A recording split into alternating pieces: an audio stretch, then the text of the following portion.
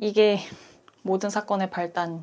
그러니까 언니가 엄청 어렸을 때 그렸던 그림인데 얼마나 바보 같은지 2001년을 2001년이라고 잘못 적었어.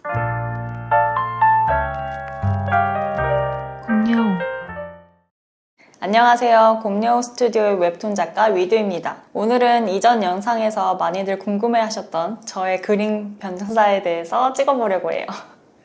제가 18년 동안 웹툰 작가로 성장하면서 그림들이 어떻게 변했는지 같이 보면서 대화를 나누도록 합니다. 뭔 소리 하는 거지? 다시 18년차 만화쟁이의 그림 변천사를 찍어보도록 하겠습니다. Let's go! Let's go! 지금 내가 있어서 너무 더 웃긴 거 같아. 오늘의 특별 출연은 저의 동생 윤희가 리액션을 담당해 주실 겁니다. 안녕하세요, 윤이에요. 저는 얼굴은 안 나오고 목소리만 출연해달래요. 내 인생의 가장 첫 작품은 9살, 10살이었던 것 같아. 어머니가 이제 맞벌이 때문에 너무 바쁘시니까 나를 맡아줄 학원을 찾다가 미술학원에서 저를 맡아준다고 해가지고 학원에서 배우는 그런 정규 수업을 듣는 건 아니고 그냥 약간 아이들 잠시 맡아주는 정도로 미술학원에서 이제 맡겨졌었는데 그때 그 선생님이 내가 미술에 재능이 있는 걸 발견하신 거야. 그래서 신문에 있는 어떤 여자를 보고 따라 그려보라고 해서 내가 그린 그림을 보고서는 이 그림은 액자로 만들어가지고 미술학원에 걸어야 된다고 그러시면서 어머니 위듀 체린이는 반드시 그림을 해야 되는 아이입니다. 그래서 이 그림을 액자로 해서 저희 학원에 걸 거고요. 뭐 얘는 그림에 재능이 있는 아이예요. 이런 식으로 이제 말씀을 해주셔서 그 뒤로 어떤 지역으로 이사를 가든지 간에 항상 미술학원을 다녔고 그냥 어렸을 때부터 나는 그림에 재능이 있는 아이구나를 되게 일찍 알았던 것 같아. 지금 시점에 다시 돌아보니까 진짜 잘 그리긴 했어. 그래? 어떤 점이 특히나? 눈빛이 살아있어, 그림에. 약간 무서운데 좀 징그럽게 생겼는데 도저히 초등생이 그린 그런 수준의 그림이 아니야. 원래 초등학생들은 그림을 그리면 되게 애기같이 약간 완성되지 않은 느낌의 그림을 그리는데 그 그림은 지금 봐도 뭔가 완성되어 있는 그런 그림이야. 내가 느끼기에도 되게 아방가르드해. 전위적이야. 미술 학원에서 뭔가 본격적으로 그림을 그리는 거 이외에도 초등학교 때 릴레이 만화를 그리고 공책에다가 나의 만화를 그리고 그랬었어. 내가 기억하는 한 가장 첫 번째 공책을 들고 왔는데 이 위에 이누야사라는 너무 좋아하는 당시에 표지로 만들어 놓고 그렸는데 너무 웃겨. 부자가 되면 좋은 이유 이거 왜 써있는지 모르겠다. 근데 막 1화에 숲속에서 생긴 일 너무 귀엽고 너무 자잘하고 정말 하찮아. 나 근데 기억나. 이거 그린 거 기억나? 언니가 어렸을 때 기억나. 저 캐릭터. 맞아, 이거 메이플 스토리 이런 거 따라 그리고 그때는 캐릭터들을 다 2등신으로 그렸어. 만화방에 가서 만화를 많이 봤지? 그치, 만화책도 많이 보고 그때는 한참 만화책방에서 만화책을 빌리는 책방이 진짜 많았단 말이야. DVD 겸 만화책. 맞아, 만화책방 그런 게 많아서 만화책 하는 건 빌리는데 200원, 300원 그랬어. 근데 이거는 그런 만화책을 본격적으로 빌려보기도 전에 초등학교 저학년 때 그렸던 것 같아. 그러니까 어떻게 그 컷 만화를 이해하고 그 컷 안에서 스토리를 초등학교 때부터 짰다는 얘기 아니야? 맞아. 이게 무슨 내용인지 잘 모르겠는데 대강 1화 끝 막 이래. 어머. 막 카메라 고장 막 이런 것도 있어. 나름 제목이라고 캘리그라피도 이렇게 해놨네. 귀여워. 이렇게 간단한 어떤 2등신으로 쫄라맨 비슷하게 그려가지고 연재를 하면은 애들이 나도 따라 그릴게 이러고 다 자기 캐릭터 이어서 그리고 막 그랬었어. 나름 애들의 어떤 개성들이 있는데 이거 지금이라도 포기하시지. 누가 할 소리? 에너지파 미쳐버려.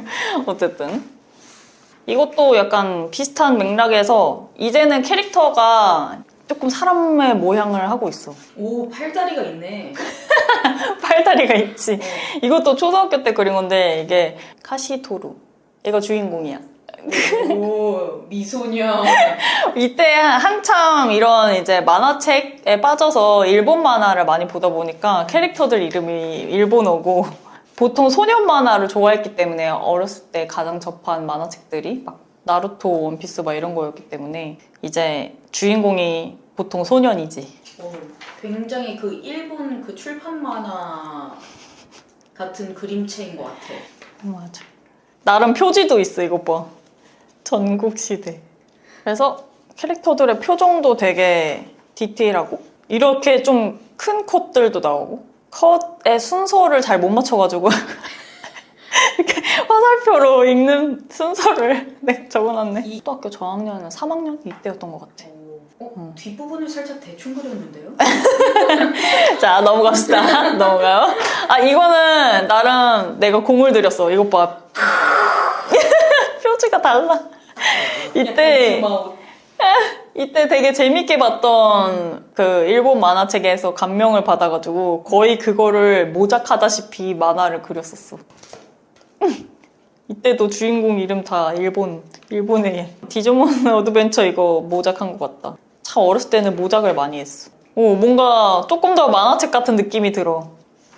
주인공이 어떤 귀엽게 생긴 초인적인 어떤 초능력을 갖고 있는 이런 귀여운 존재?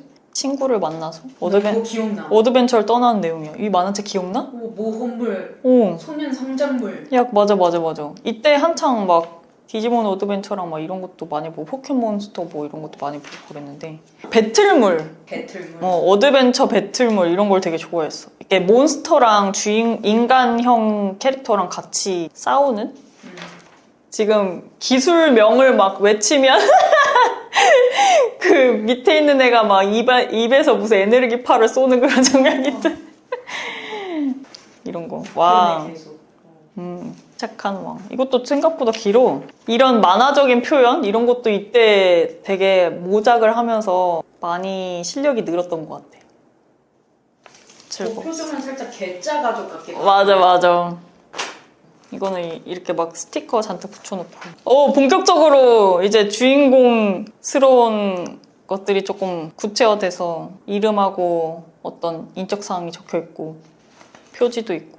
야, 장족의 발전. 약간 진짜 일본 만화책의 어떤 컷 연출을 내가 습득하고 있는 게 느껴지지. 나름대로 이런 효과음 같은 그런 것까지 생각해서 만들었어. 그리고 장족의 발전 진짜 여기도 화살표가 있어서 좀 웃기긴 한데 컷하고 컷 외에 컷을 뚫고 나오는 어떤 전신 캐릭터?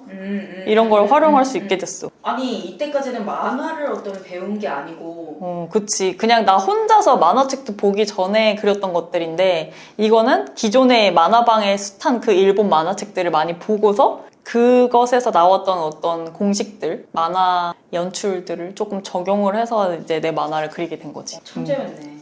천재는 아니고 다 모작하면서 배우는 거지. 모작하면서. 여기서부터 비애를 빠졌어, 내가. 그래가지고 갑자기 처음 본 남자애가 막 볼뽀뽀를 하고 있는데 남자? 내 스타일이야. 막 개야? 뭐 하는 거야? 뭐 이러고. 이때는 내가 레즈비언인 것도 모르고 있었거든? 근데 그냥 BL 만화를 너무 좋아했어. 그때 친구들이 다 같이 BL을 파는 그런 오타쿠 애들이었거든.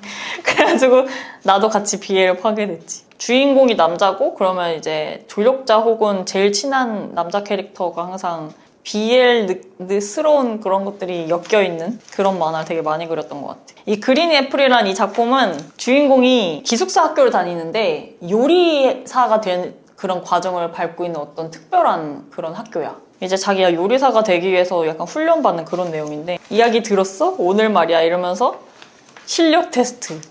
주인공이 실력 테스트 한대. 쿵. 다음 편에 계속 하트.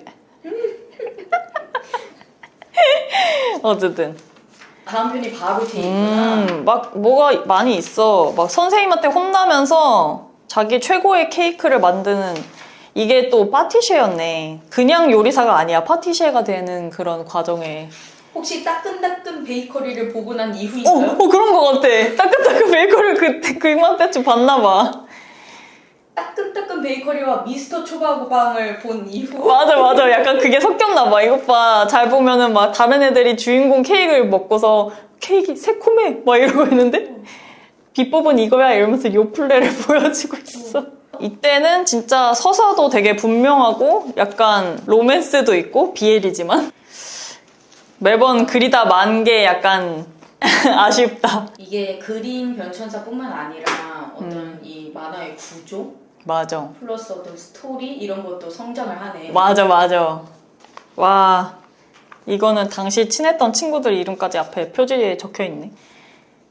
오 갑자기 갑자기 퀄리티 있는 표지 뭐지? 어나더 월드. 이제 색칠을 하기 시작했어요. 아니야. 그 정도까지는 아니야. 69번 버스. 이때부터 약간 싸게 그랬습니다. 뭔 소리. 아, 근데 너무 오래되고 연필로 그려가지고 많이 번졌어, 이거는. 잘 안 보이긴 하는데. 여기서부터는 약간 서바이벌과 미스테리 스릴러? 이런 것도 좋아해가지고.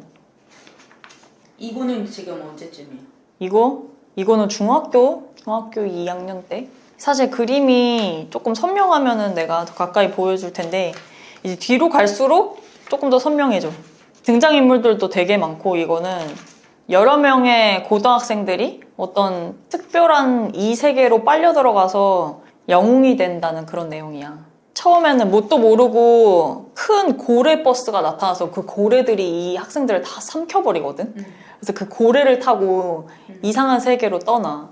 근데 정신을 차려 보니까 이 약간 그 세계의 전설 마냥 예언처럼 그 아이들이 이 세계를 구한다는 어떤 영웅설이 있어. 처음에는 그냥 평범한 고등학생들이니까 원래 있었던 자기 집으로 돌아가려고 하는데 서서히 자기들이 그 예언에 나왔던 그 영웅이라는 걸 자각하게 되고 각자 이제 우정을 다지면서 진짜 영웅으로 성장하는 그런 내용을 담고 있는데 완성도가 높네요. 근데 이거는 이제 전체 내용이 그렇다는 거지. 시작할 때는 어떻게 여기 빨려 들어왔는지도 모르고 일단 통성명부터 하자 여기서 이런 내용이 나오거든. 얘들이 이 캐릭터들마다 다 개성이 다 달라.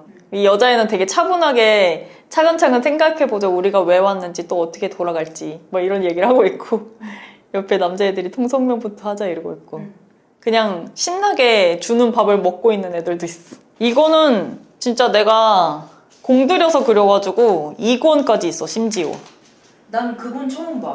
이거 처음 봐? 응. 등장인물이 이렇게 많아. 제목 좀 알려주세요.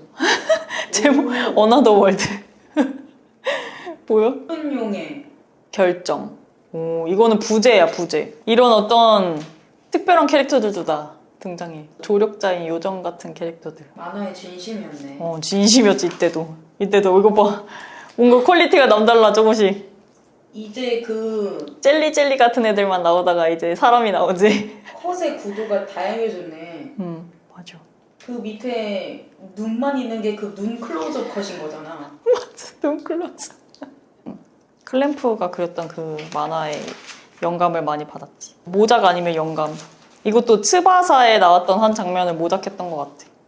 용이야, 용. 출처를 적어놨어, 양심적으로. 그래서 그 용하고 막 싸워서 그 용의 결정을 갖고 오는 미션을 막 행해야 돼. 와, 장족의 발전. 표지 봐. 보여?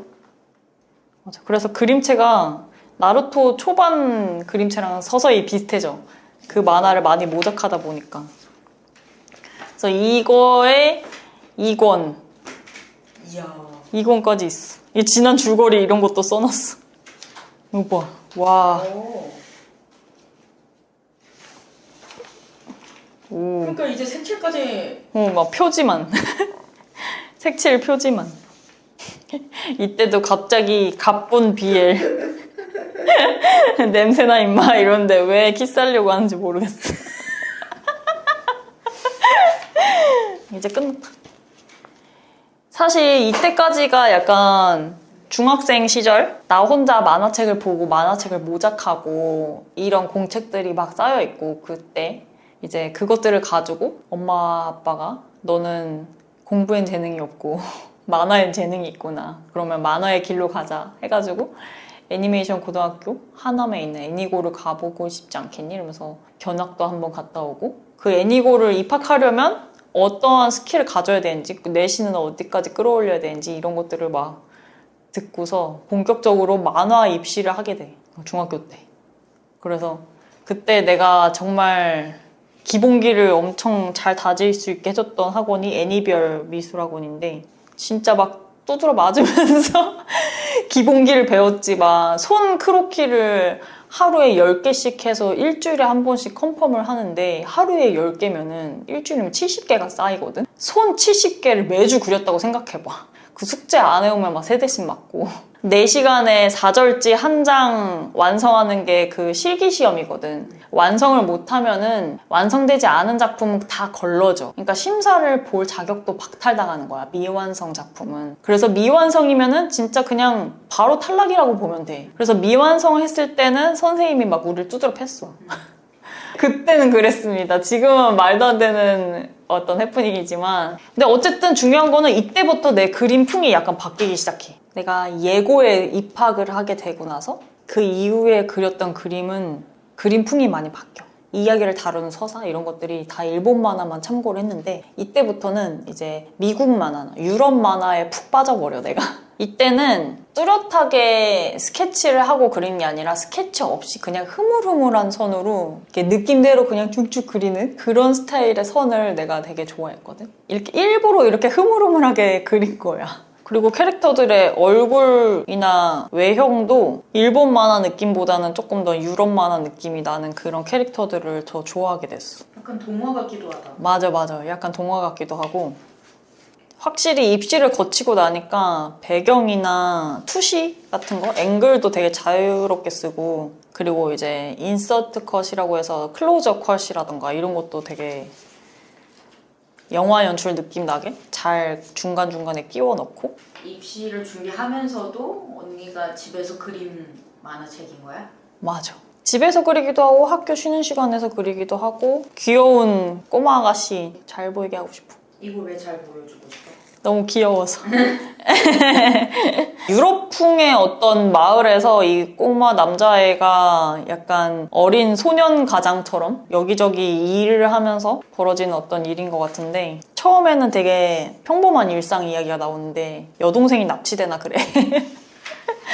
오, 여기에 놀라운 대사가 좀 나오는데 하얀 백 작가는 딸만 셋이라는데 첫째, 둘째 다 시집 보내고 막내만 남았대. 막 이런 내용이 나오거든? 근데 이 소년이 그냥 딸에게 그 후계자를 넘겨주면 될 텐데 막 이런 대사를 해. 그래서 어머, 난 남자인데도 그런 생각이 드니? 막 이런단 말이야. 오.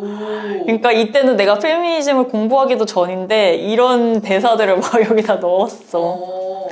그래서 약간 이제 여자한테는 절대 후계를 넘겨주지 않는 그런 문화? 그게 사실 클리셰. 그치. 그래서 전 세계적으로 그렇지. 그래서 어린 여동생이 있었어. 이 네이단이라는 주인공한테는. 근데 어느 날 갑자기 그 여동생이 사라진 건지 납치당한 거지. 조연들의 생김새 이런 것도 살짝 그 유럽풍이랑 섞여서 약간 미야자키 하야오 약간 그런 지브리 그림체도 되게 좋아했던 것 같아 그 당시. 불법 입국자 소탕도 오늘 밤으로 앞당겨졌대 막 이런 내용인데 이 소년 소녀들이 불법 입국자였나 봐. 그 만화책은 완성을 했어? 아니 완성한 게 없어. 그치, 그게 어렵지. 맞아. 시작하기는 항상 쉽고 재밌는데 중간에 그만두는 만화들이 대부분이었어. 내가 웹툰 작가로 데뷔하기 전까지. 이것도 그래도 꽤 길게 연재를 했다. 혼자서 그렸는데. 오, 굉장히 긴데? 오, 난 죽는 건가 어머니 이러는데 와, 난 죽는 건가 이러고 딱 주인공이 깼는데 이런 투시가 있는 주인공 시점으로 천장에 보이는 장면이야. 이런 왜곡 투시? 샹들리에가 천장에 달려있는 이게 다 입시를 거친 후에 얻게 된 나의 실력들. 친구가 옆에다가 장난으로 그려준 것들인데 이건 그냥 표지랍시고 그려놓은 것 같다. 그냥 그리고 싶어서. 이런 그림체를 그땐 너무 좋아했어. 이런 흐물흐물하고 귀엽고 동화 같은 그림체. 다음. 이것도 두 권에 이어서 내가 편하게 스케치를 하지 않고 그냥 펜터치로 쑥쑥 그리는 그 기법이랑 일본 만화 그림체를 섞어 놓아서 내가 진짜 아무 생각 없이 이렇게 가볍게 만화를 그리고 싶어서 시작한 그림체였는데 되게 클리셰 범벅이긴 해. 그때 일사예고라고 해서 일반 사립예술고등학교 뭐 이렇게 생겼어.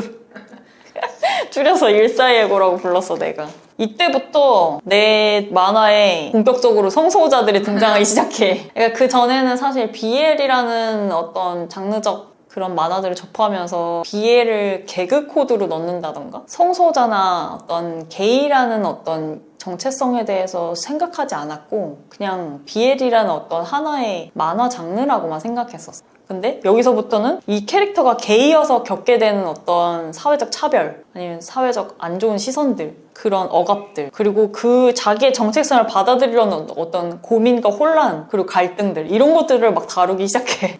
그래서 이맘때 내가 고등학교 1학년이 되고 나서 얼마 안 있다가 내가 레즈비언인 걸 알게 됐기 때문에 그것들이 다 반영된 만화들이지 어떻게 보면.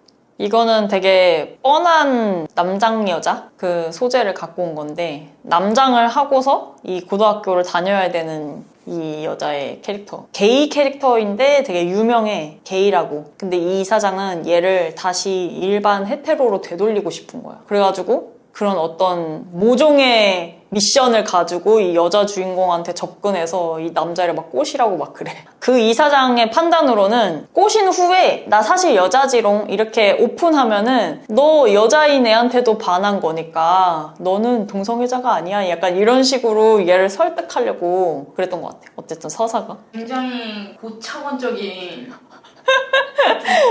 맞아. 그래서 여기 이사장이 나와 거래하지 않겠나 이러면서 그런 성적 제한을 고칠 수 있을 거라고 생각한 거야, 이 이사장님. 이래서 사실 이 둘의 티격태격하는 약간 우정 이야기인데 이 주인공, 여자 주인공은 이사장의 미션을 받고 이제 장학금을 줄 테니까 뭐 또 대가를 받고서 이걸 미션을 하는 거잖아. 그래서 미션 때문에 이 남자애한테 접근했는데 알고 보니까 이 남자애가 어떠한 고민을 안고 있는지 어떠한 삶을 살고 있는지 게이 남자의 삶에 대해서 알게 된 거야. 사실 이용해 먹으려고 접근을 했는데 여자 주인공이 진짜 진정한 친구가 돼, 얘 둘이. 그래서 약간 성장하는 그런 하이틴 장르의 만화를 구상한 거지. 이때까지만 해도 이제 네이버 웹툰이 막 시작하던 시기여서 내가 막 웹툰을 할 거라는 생각을 그렇게 강하게 갖진 않았던 것 같아. 그냥 출판 만화 쪽이나 아니면 뭐 애니메이션 회사 뭐 이런 데 들어가지 않을까? 뭐 그냥 뭉뚱그려서 생각했던 것 같아. 이때 와 지금 처음 나온 것 같은데 이 전체 컷을 아우르는 오픈 컷? 이런 것도 활용하게 돼. 어때? 잘 그린 것 같아? 이걸 그릴 당시에는 되게 기분이 좋았던 것 같아. 속 시원하고. 이거를 2권까지 많이 그렸었어. 와우. 처음에는 진짜 좀 러프하게 그릴 생각이었는데 그리면 그릴수록 약간 정이 들어가지고 이 만화 캐릭터에 볼펜으로 그렸다가 연필로 그렸다가 여기서부터는 좀 본격적으로 그렸던 것 같아. 정말 정성 들여서 그리기 시작했어 이때부터. 근데 얼마 안 가서 그만뒀던 것 같아. 그리다가 만 흔적. 됐어. 이 작품은 내가 정말로 애정하는 다른 그들이라는 작품이고 너무 내가 애정해서 이렇게 콜라주로 표지까지 만들었었어 1권을. 오, 예쁜데? 제목이 잘 안 보여.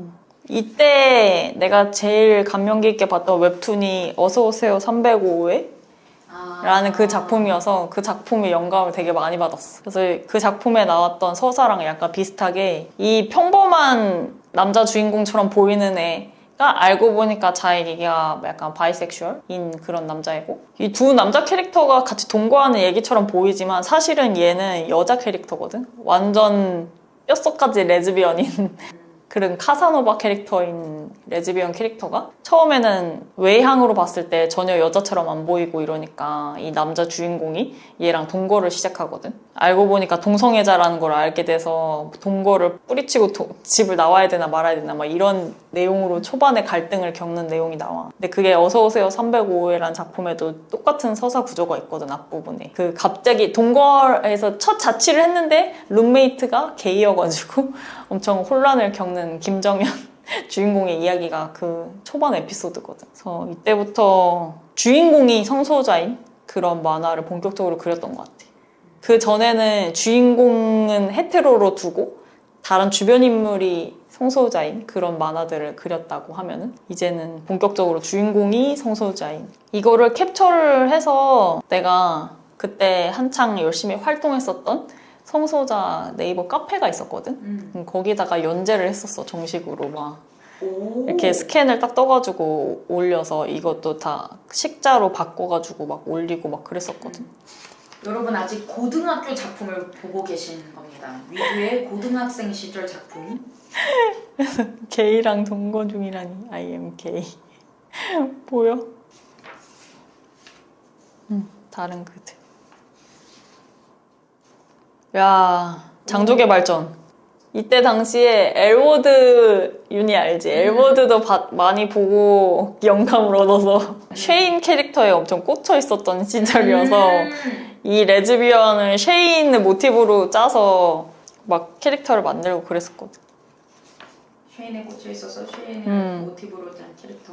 레즈비언 캐릭터의 어떤 해프닝도 있고 아까 내가 게이랑 동거한다니 이렇게 외쳤던 그 남자 캐릭터인 캐릭터의 서사도 있고 그러니까 여기서부터는 진짜 본격 마치 미국 드라마처럼 주인공이 여러 명인데 그 여러 명이 각자의 에피소드를 따라가고 서사를 그리고 교차 편집을 하면서 얘 보여줬다가 쟤 보여줬다가 이런 식으로 연출을 쓰는 거를 좋아해서 미국 드라마처럼 주인공이 여러 명인 그런 작품을 하고 싶었거든. 이 서사는 이 잘생뿜인 이 레즈비언 캐릭터가 이제 그녀의 파트너를 만나게 되는 그런 서사를 다루는 그런 장면이었어. 이것도 내가 엄청 애정해서 2권도 있어. 2권에서는 야한 장면이 많이 나와. 그때부터 19금 작가로서의 싹이 보였군요. 맞아. 19금 작가로서의 싹이 보였어. 지금 이 여자 둘 캐릭터가 그렇게 우연히 바 같은 데서 만나서 꾼이 꾼들을 알아본다고 해야 되나? 그런 교감을 하고 원나잇을 하는 그런 장면이야. 언니의 판타지가 담겨있나요? 그렇다고 볼 수 있지. 오, 오, 장족의 발전. 컷이 다양하네. 맞아. 컷도 다양하고 이런 컷의 어떤 한 장의 완성도 훨씬 만화책 같지. 이제 어려운 구도도 막 척척 그려. 이 로우 앵글로 전신 캐릭터가 앉아있는 이런 컷들을 그리기가 사실 어렵거든. 초보자들. 이 여자 캐릭터가 어젯밤에 있었던 일을 회상하는 장면이 한 컷 들어가서 지나가거든. 컷백을 했다고? 플래시백. 뭔가 언니가 성 정체성을 찾고 나서 인물에 좀 집중했던 것 같아. 과거에는 굉장히 액션, 모험, 판타지, 사건 막 이런 거에 집중했다면 맞아. 캐릭터 중심의 서사로 드라마적인. 많이 바뀌었어. 이 장면이 그렇게 바에서 한 번 만나서 원나잇 했던 그 캐릭터를 대학교에서 다시 마주치게 된 거야. 그래서 너 그때 그 여자 이런 장면 여기까지밖에 못 그렸어. 진짜 완결을 내기가 쉽지가 않은 것 같아. 지금 보게 될 거는 내 대학교 입시를 위한 포트폴리오. 사실 고등학교 이제 2학년 때 그때 첫사랑이자 나의 첫 레즈비언 연애가 끝나고 나서 엄청 딥한 우울과 나의 큰 밑바닥까지 내려가는 그런 우울의 시기를 거치고 나서 이렇게 살다가 너무 찌질이 안 돼 이래서 내가 정신을 차리고 이제 본격 입시를 하기 위해서 또 만화 학원에 들어가서 실기시험 준비하고 그리고 거기서 선생님들하고 같이 예술 고등학교를 다니면서 그동안 그렸던 거를 모아서 포트폴리오를 만들어가지고 대학교 입시를 치렀던 참 나한테는 정말 생명의 은인 같은 그런 포폴입니다. 그 전에는 그냥 실기시험만 치르고 내신 그런 것만 보면서 이제 어떤 관문을 넘어왔다면 그동안에 그렸던 그림들을 누군가한테 심사받기 위해서 평가받기 위해서 이렇게 쫙 모아서 수집한 건 처음인 것 같아. 무거워. 무겁고 겁나 크고 얼굴이 가려집니다. 이 첫 장입니다. 간단한 그림 설명을 해드리면 거울 앞에 목이 없는 캐릭터가 서 있어요. 그리고 물음표를 갖고 있지. 이게 정체성을 고민하는 나를 표현한 거야. 이 첫 컷의 이 장면을 잘 기억하도록 하세요. 아마 고등학교 1학년 때부터 3학년 사이에 그렸던 그림이고 이 그림의 원본은 4절지 2개를 합쳐놓은 그림이어서 사실 엄청나게 큰 그림인데 이거를 포트폴리오 안에 담으려고 사이즈를 작게 출력을 했어요. 굳이 그림에 대한 설명을 하자면 약간 2개의 세계로 나뉘어져 있는 그런 기법을 쓴 건데 여기는 컬러가 되어 있고 여기는 이제 연필 흑연을 문대가지고 흑백으로 만든 거란 말이지. 그래서 나는 항상 어떤 2가지 종류의 세상에 걸터 있는 그런 존재라는 느낌을 되게 많이 받았어. 그 시절에. 이성애자들이 있는 헤테로의 세계 그리고 동성애자들이 있는 성소자의 세계 거기에 어딘가 중간에 껴있는 듯한 그런 느낌이어서 그랬는지 그리고 나는 되게 다양한 세계에서 온 것 같은 어떤 오브젝트들을 이제 콜라주 기법으로 쓰는데 나는 콜라주처럼 이제 여러 가지 다양한 소재나 기법이나 그런 것들을 섞어 쓰는 걸 되게 좋아했어. 그런 다양성. 이런 그림들도 보면은 얼굴이 나눠져 있지. 마치 가면을 쓴 것 같은 아니면 이게 가면인지 이게 가면인지 이거를 떨어뜨려 놓고서 어떤 게 내 진짜 얼굴인지 이런 것들에 대한 생각을 되게 많이 했던 시절이었던 것 같아. 그리고 여기에 윤희가 나와요. 보여? 자세히 보고 싶어서 여기까지 오려는 윤희. 윤희가 나랑 약속을 하고 있어. 어머. 이때 당시에 나는 되게 많이 우울한 시절을 버티고 있었는데 그때는 내가 사랑하고 소중한 사람들하고의 한 약속을 지키려고 자살을 안 했던 것 같아. 이때 막 약 먹고 막 죽어버릴까 뭐 이런 생각을 되게 많이 했던 것 같은데 약도 구할 수도 없었으면서 그래서 그 약속에 대한 생각을 하면서 나의 속마음, 내 뒷배경은 되게 음울하고 약간 초췌하고 처절하고 약간 이런 상태인데 내가 발을 딛고 있는 이 세계 안에서는 나는 되게 밝고 알록달록하고 약속을 지켜야 되는 그런 나의 상황을 표현했던 것 같아. 근데 때론 그 약속을 지키라고 하는 이 손이 너무 거대하잖아. 나한테는 그런 어떤 착한 딸이어야 된다, 좋은 언니여야 된다 그런 나의 의무, 내가 지켜야 되는 것들 그런 게 너무 거대하게 느껴졌던 것 같아. 그리고 이거는 내가 그냥 기분 좋게 그린 그림인데 지금 보니까 약간 멀티버스 이제 다양한 문을 통해서 다양한 어떤 속성이나 기법들이 존재하는 그런 세상을 이제 여행하는, 탐구하는 그런 내용이. 실제로 그릴 때 사용했던 재료를 다 다른 걸 썼거든, 그림 안에. 어떤 거는 연필로 그리고 어떤 거는 볼펜을 사용하고 어떤 건 색연필로만 하고 어떤 건 아크릴로만 그리고 뭐 이런 식으로. 이거는 애니메이션 프로젝트 할 때 그렸던 것들. 그리고 이거는 애니메이션, 단편 애니메이션 만든 거를 가지고 이제 표지 그렸던 거. 단편 애니메이션은 약간 이런 식으로 스탠딩 페이퍼 기법이라고 해서 이렇게 종이를 얇게 세워서 이렇게 움직이는 아동용 애니메이션. 뭔가 모험하고 탐구하고 이런 여러 가지 기법을 섞어 쓰고 주로 이런 그림들을 되게 많이 그렸던 것 같아. 여기서부터는 약간 본격 레즈비언 느낌이 나는 그런 그림들을 많이 그렸어. 그때 쓰고 있었던 필명이 이게 니키여서 니키라고 여기다 적어놨는데 이거는 내가 공책에다가 그렸던 만화 표지이자 약간 캐릭터 비주얼.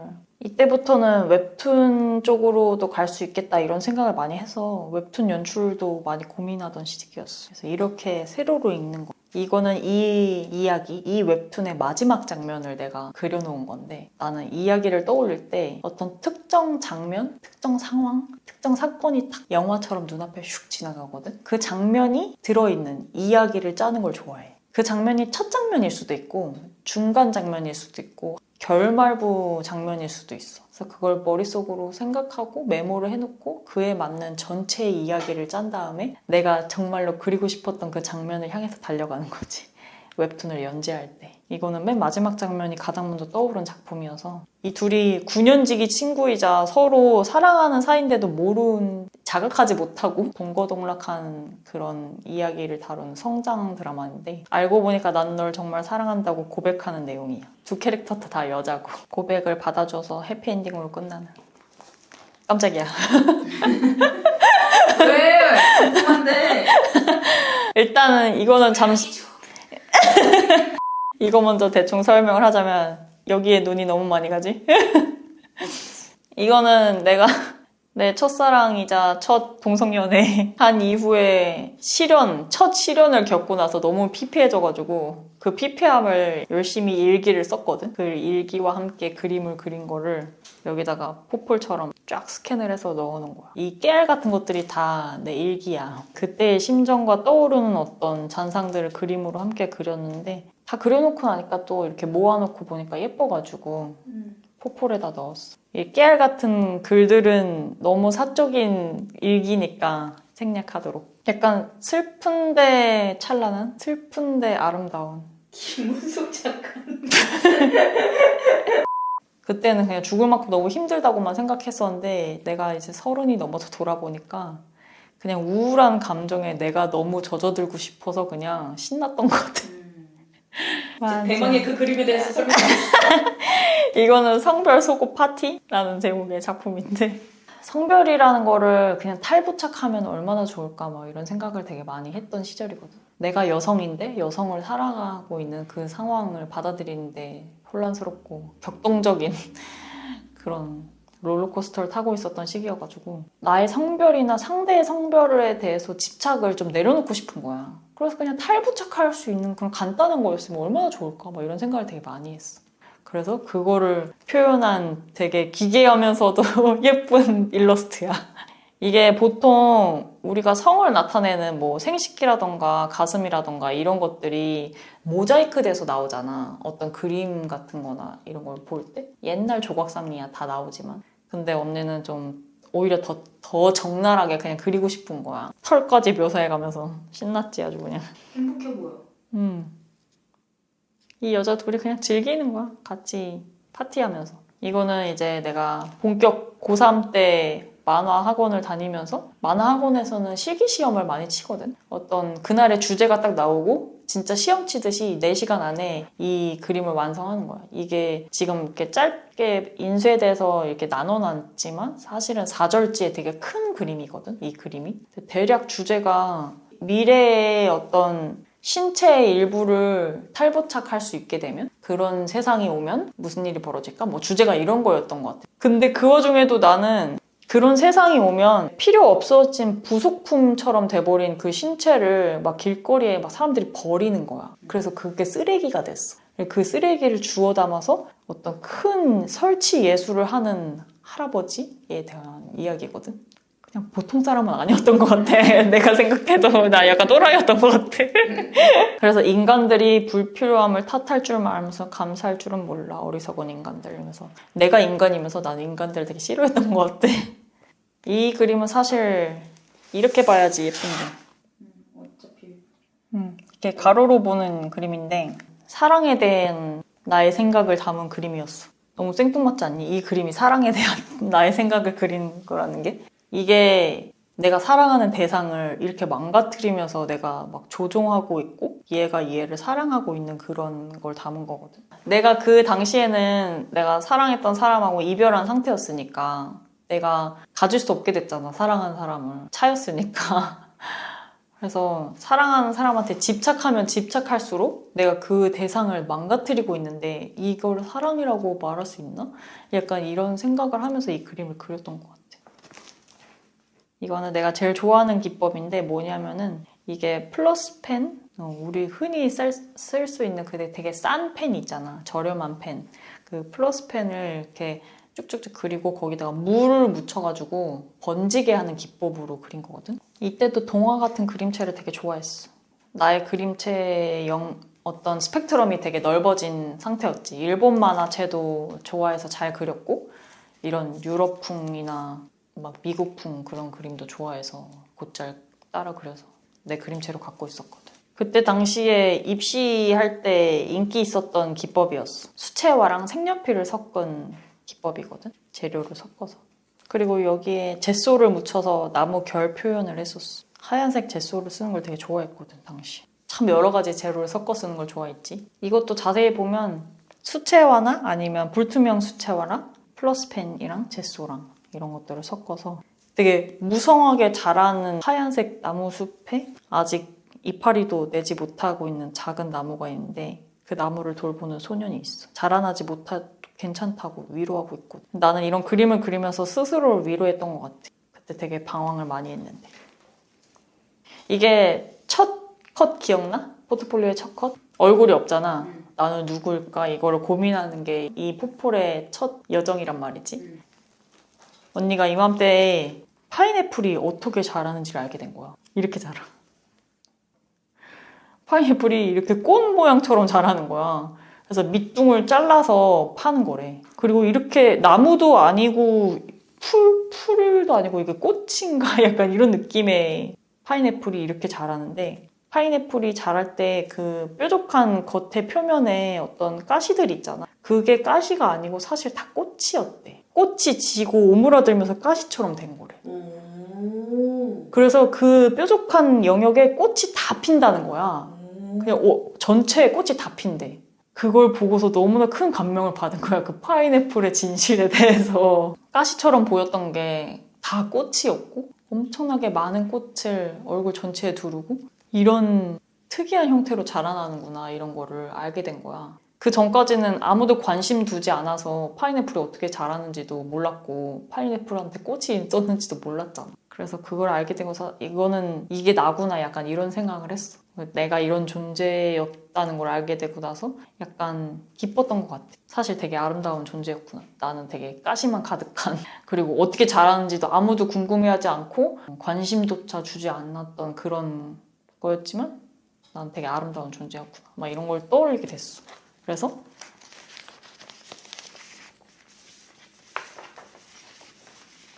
이게 이 포트폴리오의 핵심이야. 오. 짜잔. 이 종이를 딱 빼면 이 얼굴에 딱 맞춰지면서 내가 이게 꽃이 활짝 핀 파인애플을 내가 그려놓은 거거든. 파인애플 꽃이 또 핑크빛이래. 여러 가지 꽃이 있겠지. 나의 얼굴을 찾은 거야. 이 그림 너무 감동적이야? 이걸로 한예종 1차를 붙었어. 2차가 실기시험이었고 3차가 면접이었는데 면접까지 가서 떨어졌지 내가. TMI. 그 포트폴리오를 마지막으로 대입시에 성공을 해가지고 대학생이 딱 됐어. 그때부터는 이제 수작업에서 서서히 웹툰, 컴퓨터로 그림을 드로잉부터 컬러링, 채색까지 다 하는 거를 연습을 해서 진짜 웹툰의 세계로 넘어가는 그 과정에 그림들이 많아. 그러면 이 시대가 변화함에 따라서 언니도 시대에 발맞춰서 디지털화가 된 거야? 그렇지. 우리 학교 교수님들은 웹툰은 아직 제대로 된 만화가 아니다, 이렇게 생각하시는 그런 정통 출판만하게 어떻게 보면 오래된 원로 작가님들이나 미술 쪽 관련된 박사 학위가 있다던가 교수를 하려고 하면은 그런 학력들이 있어야 되는데 만화학이라는 게 딱히 없단 말이야. 그러니까 주로 이제 신문 같은 데 기고하던 아니면 본인 작품을 출간하셨던 이제 만화 작가님들이나 원로 작가님들, 그리고 미술 관련된 학위가 높으신 분들을 데려다가 만화를 가르치는 교수님을 앉혔기 때문에 그분들은 나이도 지긋하시고 종이에다가 펜촉으로 그리던 세대 분들이라서 웹툰이 익숙하지 않았지. 근데 지금은 언니가 20살 때보다 벌써 뭐야? 10여 년이 지났잖아. 그러니까 지금 대학에서는 완전 웹툰으로 그냥 웹으로 그림을 그리는 거가 너무나 익숙하고 그런 커리큘럼이 훨씬 많다고 들었거든. 세대가 변한 거지. 그래서 그 과도기가 20대 초반에 살짝 있어. 이제 언니도 이 타블렛을 지금은 막 진짜 이렇게 휘황찬란한 이런 기자재를 갖고 있지만 전까지만 해도 타블렛을 써본 적이 없었단 말이야. 20살 딱 됐을 때만 해도. 그래서 웹으로 그림 그린다는 게 진입장벽이 되게 높다고 생각했어. 사실 명필은 붓을 가리면 안 되지만 그래도 기자재가 갑자기 바뀌건 쓰는 재료나 이런 게 갑자기 바뀌어버리면 작업물들이 내가 원한 퀄리티대로 안 나온단 말이야. 그래가지고 그게 너무 짜증이 나서 타블렛으로 갈아타기가 어려웠거든. 왜냐면 당시에는 액정 타블렛이 너무 비싸가지고 액정 타블렛을 사는 것도 엄두가 안 났고 판 타블렛이라고 해서 이렇게 밑에 깔고서 화면은 시야는 컴퓨터를 보고 있는데 내 손은 아래에서 이렇게 스케치를 해야 되는 그런 이상한 작업 방식이어서 나는 판 타블렛이 도저히 익숙해지지가 않더라고. 그걸로 그림을 배웠던 사람이 아니니까. 그래서 액정 타블렛을 살 수 있을 때까지 언니가 이렇게 디지털과 수작업 사이의 경계에서 헤매고 있었지. 근데 이것만큼씩 모아서 액정 타블렛을 장만화 이후부터는 수월하게 디지털로 넘어갔던 것 같아. 보여주시죠. 어쨌든 그래서 그 넘어가기 직전에 사실 수작업으로 마지막에 작업한 작품 이제 그림들 중에 내가 진짜 아끼는 그런 단편 만화가 자판기 아저씨라는 작품인데, 이 작품은 수작업으로 그려서 내가 스캔해가지고 올려놓은 작품이야. 근데 이거는 공모전에 대상을 받았단 말이야. 어렸을 때부터 공모전에 숱하게 도전했지만 대상을 받은 건 처음이었어. 왜냐면 언니가 다루고자 하는 주제나 이런 것들이 너무 또라이 같아가지고 그랬는지 1등상을 주기에는 조금 리스크가 있었던. 그래서 되게 특이하고 특출나긴 한데 난해하다, 아니면은 자기만의 세계에 조금 깊이 빠져있는 그런 편이었단 말이야. 근데 이 작품은 대상을 받아서 언니가 정말로 뜻깊게 생각하는 작품이에요. 역시나 여전히 좋아하는 기법, 플러스 펜을 번져서 이제 명암을 표현했고 그 위에 볼펜으로 마무리를 지은 그런 기법으로 완성한, 대사가 거의 없어. 내 딴에는 애니메이션을 보는 듯한 그런 연출 기법을 내고 싶어서 연결 동작을 일부러 한 컷 한 컷 한 컷 이렇게 그린 연출이 많아. 이거를 온전히 감상하고 싶으면은 나의 SNS나 이제 SNS 안에 있는 노션 링크를 타고서 이 작품을 보러 오시면 좋을 것 같아. 나의 첨언 없이도 이 작품을 온전히 감상할 수 있겠지. 근데 나의 작품 설명을 듣고 싶으신 분들도 계시니까 작품 설명을 하자면은, 자판기로 생겨먹은 몸을 갖고 있는 아저씨의 이야기야. 보면은 감정에 관련된 키워드가 적혀있고 활기라고 적혀있는 음료수를 뽑아서 아침 출근길 엘리베이터에서 그 활기를 마셔. 그리고 활기찬 얼굴이 되고 출근을 하지. 이 캐릭터가 반복된 일상을 보내고 있는 게 보여. 같은 앵글, 같은 포즈인데 다른 장소로 이동하는 거를 일부러 넣어서 연출을 했고, 이 캐릭터가 애인을 만나러 갈 때조차도 설렘이라는 기분을 꺼내 마셔야지 얼굴이 변화가 돼. 지쳐서 여친을 데려다주고 돌아올 때쯤이면은 무표정하고 퀭한 얼굴로 변하거든. 그리고 집에 돌아와서 안방에 털썩 엎어질 때는 마치 절벽에서 사람이 떨어지는 것처럼 앵글을 일부러 기울여서 침대 위로 떨어지는 그런 연출을 썼어. 이 남자는 이런 일상이 계속 반복돼. 어떤 특정 상황이나 내가 맡은 역할에 따라서 정해진 감정을 느껴야 되는 게 그게 어른인가? 이런 고민을 하던 당시였거든. 왜냐면 나는 감정에 굉장히 솔직한 사람이라고 생각했는데 내가 솔직하게 굴 때마다 왜 이렇게 철없게 굴어? 왜 이렇게 어린애처럼 굴어? 어른스럽지 못하다. 이런 악평을 들었단 말이야. 근데 그럼 어른은 뭐지? 어른스럽다는 건 뭐지? 이런 걸 고민하던 시기에 만든 만화였어. 그래서 이 남자는 그런 일상을 계속 반복하다가 여자친구가 너 얼굴이 왜 그래? 쇼윈도에 비친 자기 얼굴 딱 보니까 평소 같았던 설렘이란 기분을 먹어서 얼굴이 붉은색이어야 되는데 무표정인 자신을 발견한 거야. 그래서 깜짝 놀라가지고 화장실로 달려가서 설렘을 얼른 꺼내 마셨는데 얼굴이 변하지 않아. 알고 보니까 감정이 다 품절 상태가 돼버렸어. 하도 그렇게 인위적으로 넣었더니 비어있는 액체를 잔뜩 먹고서는 속이 탈이 나가지고 화장실에 다 오바이트를 하고 간신히 돌아오는데, 이 남자가 오바이트를 하고 화장실을 나올 때 앵글을 일부러 이렇게 기울였거든. 한 컷 한 컷씩. 이 사람이 이렇게 휘청휘청 하는 걸 표현하고 싶어서 앵글을 다 다르게 넣었어. 그리고 잠깐만 이러면서 여친을 딱 잡으려고 하는 순간 차에 치여. 이 컷이 회심의 전체 컷. 이게 한 컷씩 봐도 연출이 말이 되고 이 모든 컷이 다 붙어있는 아웃컷으로 봐도 연출이 말이 되는 그거를 아주 교묘하게 맞춰서 내가 그림으로 그렸거든. 그래서 이게 슬로우 모션으로 그 남자가 차에 치여서 확 날아가면서 안에 있었던 수많은 감정 담겨있는 그 캔들이 팍 흩뿌려지면서 우당탕 쿵쾅 하는 그 장면이거든. 근데 그 장면이 이제 여러 컷에 동시에 이렇게 움직이면서 어느 특정 시점에는 모든 장면이 딱 맞춰지면서 그 남자의 얼굴이 딱 보이게. 이게 언니는 영상으로 보였어. 이 장면을 그려야겠다고 생각했을 때 그럴싸하게 그걸 맞췄지. 여기서부터는 내가 진짜 존경하고 되게 좋아했던 미국 만화가 중에 작품 이름이 헤이 웨이트이라는 작품에서 영감을 받아서 썼던 연출인데, 하얀색 바탕에서 시작을 하는데 서서히 주인공이 서서히 시야가 돌아오는 거를 표현하고 싶어서 같은 컷을 여러 개 놓고 좀 선명해진 배경이 보이면서 꼬마 아이가 딱 등장을 해. 여기서부터 야라고 말풍선의 대사가 나오거든. 그 전까지는 말풍선의 대사가 없어. 꼬마 아이가 다 큰 아저씨한테 음료수를 하나 뽑아달라고 해. 마치 천국에서 눈을 떴는데 꼬마아이가 때를 쓰고 있는 그런 상황인 것처럼. 그래서 이 남자는 어쩔 수 없이 얘가 자꾸 뭘 뽑아달라고 하니까 음료수를 내가 좋아하는 거란 말이야 이러면서 알았어 이러면서 그 꼬맹이가 직접 삑 하고 눌러서 음료를 하나 뽑을 수 있게 도와주거든. 2개를 뽑아. 착 해가지고 이 꼬마애가 자 너도 마셔 이러고 주는데 이 남자애는 이제 음료수라면 지긋지긋한 거야. 그래서 안 마신다고 됐어 이러는데 왜? 네가 좋아하는 거잖아. 아닌데?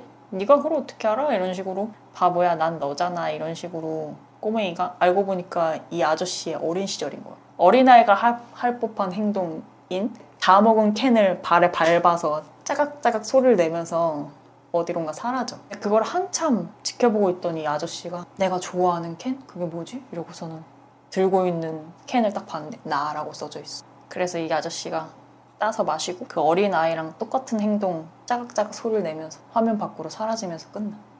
인위적인 감정을 만들어내서 살고 있었던 아저씨가 이제 나의 감정, 나를 되찾는 그런 이야기를 담은 단편 만화거든. 근데 대사도 많지 않고 사실 지금 내가 이렇게 일일이 다 이 장면의 어떤 연출이나 대사나 어떤 구성을 이런 의도를 갖고 만든 거야 라고 설명하니까 완벽하게 이해할 수 있을 테지만 이런 설명 없이 이걸 누군가가 봤을 때 야, 이렇게 표현하다니 이건 수작이다 라고 해서 이렇게 대상을 받은 거잖아. 내가 갖고 있었던 어떤 감성, 내가 생각하고 있는 어떤 주제의식 그런 걸 가지고 공모전을 냈을 때 그걸 알아봐 준 적이 한 번도 없었단 말이야. 물론 뭐 동상이나 은상은 받은 적이 있었지만 그런 것들을 했을 때는 사실 환경과 이런 거에 관련된 주제였고 정체성에 관련된 이야기를 할 때 내 이야기를 누군가 완벽하게 공감해서 인정해 준 적이 이 작품이 처음이거든. 그래서 아 나도 대중적인 이야기를 할 수 있는 사람이구나. 내가 얘기했을 때 또라이 같아 막 이런 얘기를 듣기만 하는 건 아니구나. 나도 대중들하고 소통할 수 있겠구나라는 어떤 되게 작가로서의 약간 희망과 자부심을 얻게 되었던 그런 작품이지. 이거 꼭 소개해주고 싶었어 윤희한테. 이거는 그냥 내가 와콤 타블렛이라는 이런 액정 타블렛의 기자재를 사기 전에 아이패드 프로 시리즈가 나와서 그걸로 웹툰을 기획하고서 캐릭터들을 만들었고 그 캐릭터들을 이제 처음으로 비주얼라이징을 딱 한 컷이 웹툰으로 만들진 못했는데 학원 성장물로 맞아. 돌아갔네. 이때 이런 신발 모양 같은 거 보면은 언니가 좋아하던 그런 이제 일본 만화책 말고 약간 동화나 유럽 만화풍인 낙서 같으면서도 흐물흐물하면서도 이렇게 딱 정제된 어떤 신발 모양이 아니라 그냥 나만의 스타일로 막 재창조한 그런 신발 혹은 발 막 이런 포인트들이 있거든. 사실 나는 이런 그림체를 되게 좋아해. 근데 이런 그림체로 데뷔할지 못했어. 두 번째는 사실 이거 내가 최초로 그린 웹툰 네이버 도전 만화에 한화, 2화 막 올렸나? 막 이래. 검색하면 나올지도 몰라. 레인보우 비치? 너무 옛날 거라서 없어졌을지도 모르지. 거의 Y2K 감성인데 사료지도 그러게. 지금 또 돌고 돌아서 이제 유행이니까. 이거는 나의 대학교 1학년 그런 시절에 있었던 해프닝들을 모아서 각색해가지고 약간 만화로 재구성한 그런 내용인데 이 주인공이 거의 나야. 빨간 머리 애가 나를 만화 캐릭터로 만든 그런 느낌이야. 그리고 그 곁에 있는 애는 이제 언니 당시 베스트 프렌드. 그리고 여기 초록머리는 가상의 인물로 만들어진 캐릭터인데 당연히 나를 주인공으로 했으니까 이것도 성소자 이야기가 담긴 그런 웹툰이야. 이때는 웹으로 그러니까 컴퓨터로 그림 그리는 게 익숙하지가 않았어. 그래서 채색 기법도 되게 엉성하고 뭔가 펜을 다루는 그 펜터치의 느낌도 프로 같지 않고 약간 엉성해. 그리고 칸 연출? 세로 연출이라고 하거든 웹툰에서는. 이제 세로 간격에 맞춰서 호흡을 나누는 연출인데 그것도 계속 출판 만화만 하다가 보니까 출판 만화는 칸과 칸 사이가 되게 좁잖아. 페이지로 넘어가는 호흡이 있기 때문에 칸과 칸 사이를 칸세라고 하거든. 공식적인 언어는 아니야. 그냥 이제 내가 대학교 때 그 교수님이 가르쳐준 언어일 뿐이야. 어쨌든 그 칸세가 이제 세로 연출인 웹툰에서는 되게 많이 벌어져야 되는데 충분히 벌어져야 되는데 여기에 말풍선도 빈 공간에 들어가고 막 이래야 되는데 지금 그렇게 연출을 하지 못한 거야. 그래서 사실상 출판 만화를 그냥 세로로 늘여놓은 수준? 그래서 약간 답답한 느낌이 들지. 연출상 너무 다닥다닥 칸들이 붙어 있으니까 이제 이런 거를 조금 벌리면서 이 크게 칸을 이용하는 법을 조금 연구를 하던 시절이었어. 그리고 막 그림자의 어떤 그라데이션 효과 같은 것도 주고 디지털 툴로 그림을 그리는 것들을 이제 하나둘 배워가고 있었던 시절이었지. 그리고 나서 언니 데뷔작 휴학을 하고서 공모전에 쫙 몰입을 해가지고 공모전에 대해서 휴학 기간에 갑자기 데뷔를 하게 돼가지고 쓸 수 있는 휴학을 다 썼지, 4년을. 그리고 나서 이제 데뷔작을 다 완결하고 그 다음에 학교로 돌아가서 졸업을 했지. 그때 첫 작품이 우여곡절 끝에 19금 백합 작품으로 기획이 확정되고 나서 그림체를 진짜 다 뜯어 고쳤어. 그 동화 같은 그림체로 19금 백합 작품을 할 수는 없잖아. 웹툰은 19금이다 보니까 지금 여기서 틀 수는 없어. 왜냐면 걸리니까. 그리고 보고 싶으신 분들은 코미코로 가셔서 성인 인증을 해야지만 검색창에 검색이 됩니다. 정식 표지는 여러 번 수정을 거쳐서 만들어졌는데 약간 이 정도는 괜찮지 않을까? 손을 먹고 있지만 단지 그것뿐인. 아가씨 아니야 이거? 아가씨 전에 나왔다고 이건. 그럼 박찬욱 감독께서 나만의 컬러링 기법을 만들어야겠다 그래서 내가 고심해서 만든 기법으로 컬러링 채색을 좀 바꿔봤거든. 그렇게 차기작 표지를 내가 여러 방식으로 만들어서 구성을 한 건데 잘 보면은 여기 그림자의 선색이 바뀌어 있지. 이렇게 콧대나 여기 그림자의 이 밑이나 아니면은 손 사이사이에 있는 선의 색깔을 바꿔서 일러스트를 조금 더 뽀샤시하게 만드는 효과로 넣은 거고, 시작할 때는 선을 쓴 그 브러쉬의 그 굵기를 되게 굵게 썼거든. 그래서 아마 속눈썹이 이렇게 두꺼워져가지고 눈이 더 순정 만화체처럼 엄청 두꺼울 거야. 연재를 하면 할수록 선을 얇게 쓰는 게 대세라네? 그래가지고 선이 점점 얇아지거든? 그래서 1화 그림체랑 마지막에 완결했던 93화인가 그림체가 완전 달라. 약간 이런 느낌? 이때도 사실 속눈썹은 좀 두껍긴 한데 이것도 일러스트인데 웹툰은 지금 다 유료로 묶여 있어서 열어보기가 조금 어렵고, 아까 그 시작할 때 그 빨간 머리 주인공이랑 노란 머리 주인공 되게 샤프해지고 훨씬 더 절제된 듯한 그런 느낌에, 이때는 진짜 이제는 선을 이렇게 그리는 그 숙련도가 정말 그냥 완전 그냥 웹툰 작가 8년차가 됐으니까 숙련자가 됐지. 그맘때쯤에 다시 리뉴얼한 표지? 그리고 이 그림 가장 최근에 그렸던 내 일러스트인데 내가 일주일 걸려서 그렸거든? 근데 이 일주일 동안이나 이렇게 걸려서 그린 일러스트가 거의 처음이었어. 언니는 계속 웹툰만 쭉 그렸던 사람이니까 일러스트랑 웹툰의 퀄리티가 좀 다른 이유가, 일러스트는 일주일 내지 한 달 동안 한 장을 그리는 거거든? 그러니까 밀도가 쫙 올라간단 말이야. 그림이 엄청나게 고퀄리티야. 근데 웹툰은 그렇게 그리면 도저히 마감을 할 수가 없잖아. 그러니까 되게 간소화된 기법으로 그리고 간소화된 그림체를 선호한단 말이야. 근데 이거는 이제 웹소설 표지를 그린다고 생각하고 일주일 동안 공을 들여서 그린. 근데 19금 웹소설이어서 약간 핫해. 이거는 작품 제목 그 후기 나랑 만들어요. 이게 여자 주인공 삼각관계를 가른 19금 작품으로 기획해서 웹툰으로 만들고 싶어. 이것도 이 정도 퀄리티로 할 수 있을지 모르겠는데 그림 작가님을 구한다면 더 좋겠다. 뭔가 음흉한 표정으로 고개를 끄덕거리고 있어. 자세히 보면은 그 눈덩이 위에 화장한 그런 글리터, 섀도우까지 다 있거든. 그 진짜 막 머리카락이 반짝이는 그 한 올 한 올까지 내가 이게 한 올 한 올까지 그려놓은 거야. 그 다음 차기 작품으로 하려고 했었던 캐릭터 비주얼이라고 해야 되나? 이게 약간 서브 남주? 얘는 남자 주인공? 이것도 여러 방식으로 그림체를 연구를 하면서 여자가 나을지 남자가 나을지 이런 것도 연구하고, 그래서 잘생뿐 뿜뿜하는 그런 여자 캐릭터로 갈지 남자 캐릭터로 갈지. 예전에 그렸던 거랑 선이 많이 얇아졌지. 이런 캐릭터들로 이제 주인공을 만들어서 만화를 또 그릴까 했었지. 그러니까 이게 가장 최근에 그렸던 그림체지. 이 정도. 대장자. 너무 길었는데 이걸 다 끝까지 볼 사람이 누가 있을지 모르겠지만 진짜 좀 많은 일이 있었네, 나한테. 만화, 그림 이런 예술로 승화해서 기록해뒀다는 게 좀 뿌듯하기도 하고 자랑스럽기도 하고 하네. 언니라는 사람의 스토리들이 작품에 담기는 거, 그게 작은 테크닉부터 큰 줄기 스토리에까지 영향을 끼치면서 그 성장해온 게 뿌듯하고 그걸 나한테 소개시켜줘서 감동적이었어. 오늘 진짜 고생 많았어.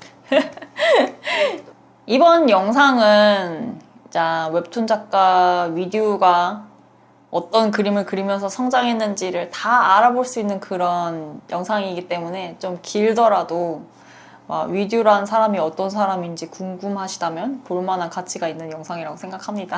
이걸 쫙 보면은 내가 어떤 삶을 살았는지도 알게 돼가지고 약간 내적 친밀도가 되게 높아질 것 같아, 이 영상을 통해서. 물론 이제 이런 포트폴리오를 보고 그림 관련된 어떤 뭐 제의가 들어올 수도 있고 희망사항. 아무쪼록 재밌게 감상을 해주셨으면 좋겠고요. 다음 영상으로 또 보고 싶으신 이야기가 있다면, 궁금한 어떤 내용이 있다면, 뭐 그림, 뭐 시나리오, 연출, 웹툰 작가의 삶, 뭐 다양하게 다 좋아요. 웹툰 작가 위듀한테 물어보세요. 그러면 가시기 전에 좋아요, 구독, 알림 버튼도 눌러주시고요. 네, 다음에 더 좋은 영상으로 또 봐요. 안녕. 안녕. 안녕.